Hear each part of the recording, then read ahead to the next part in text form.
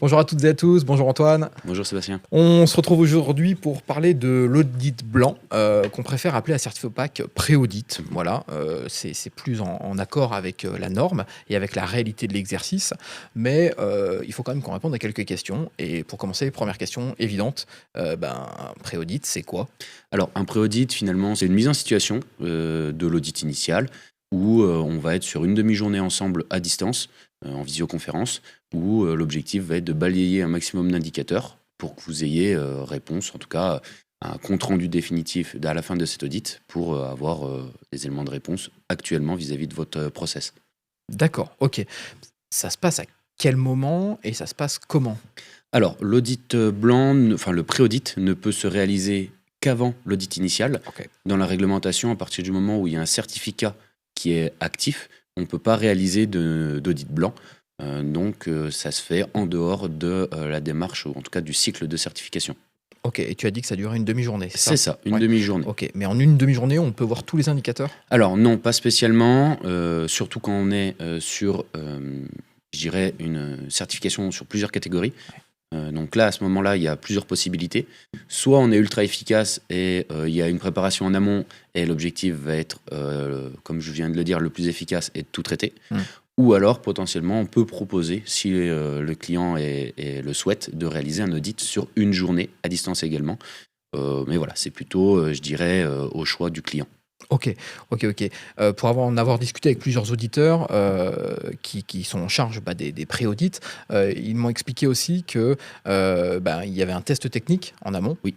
et que ce test technique était souvent l'occasion justement de préciser un petit peu le cadre et de peut-être de faire un petit focus et de se concentrer sur les indicateurs où potentiellement on est le plus en difficulté. Tu me confirmes, c'est comme ça que ça se C'est passe? ça, effectivement. Ok, d'accord. Ok, ok, c'est clair. Avec cet audit, je vais pouvoir avoir des conseils, des pistes d'amélioration? Non, du tout. Au vu, nous, de notre impartialité, on ne fait ni conseil ni accompagnement, Mmh. que ce soit dans l'audit blanc, que ce soit même nous, commercialement, lors de l'échange ou dans les audits en général. On va venir auditer de manière factuelle chaque indicateur du référentiel national qualité. Et l'objectif, c'est que derrière, à la fin de la journée, il y ait un compte-rendu avec les points forts, les points sensibles, donc les conformités, les non-conformités des indicateurs qui auront été vus lors de l'audit blanc, du pré-audit.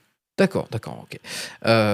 Si je valide mon pré-audit, je suis sûr d'avoir mon audit initial? Alors non, c'est légèrement différent, c'est à l'appréciation de l'auditeur, même si chez nous, vous avez une double vérification qui est faite en interne de chacun des audits, pour pouvoir avoir un niveau moyen d'exigence sur tous nos clients. Mais effectivement, réaliser l'audit blanc en n'ayant aucune non-conformité ne veut pas dire que derrière, il n'y aura aucune non-conformité à l'audit initial. OK, et je crois qu'en plus les résultats du pré-audit ne sont pas communiqués ni pris en compte dans le cadre de l'audit initial? C'est ça, OK, l'auditeur de l'audit initial n'a pas accès aux résultats de l'audit blanc. OK, OK.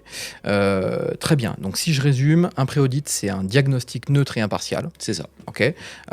Concentré sur mon OF à un instant T. oui, On peut dire du coup que c'est une photographie qui va m'aider à identifier mes faiblesses, mais pas de conseils. c'est ça. OK, très bien, super. Si je veux avoir des informations, si je veux qu'on puisse, m'expliquer un petit peu plus de choses, à propos, du cycle de certification et du pré-audit, potentiel que je suis obligé d'ailleurs de le faire ou pas? Alors non, l'audit blanc, ce n'est pas une obligation. Nous, derrière, dans notre façon de construire le projet avec nos clients, on va le conseiller si besoin est, et s'il y a un réel besoin d'être en mise en situation. Mais voilà, effectivement, il n'y a pas d'obligation. Et si vous avez des questions ou le moindre besoin vis-à-vis de tout ça, sur notre site internet, on a un article qui détaille très précisément l'audit blanc, donc tout ce qu'on vient de se dire. Et également, vous pouvez nous contacter par mail ou sur notre standard. De toute façon, on sera un plaisir de répondre à vos questions. OK, super. Eh ben écoute, impeccable, j'espère qu'on a été, super clair pour vous. Voilà, on se revoit très vite, j'espère pour d'autres questions et d'autres éclaircissements sur les pratiques, d'audit bien sûr et puis sur, Calliope de manière générale. Merci beaucoup Antoine. Avec plaisir. Merci, au revoir.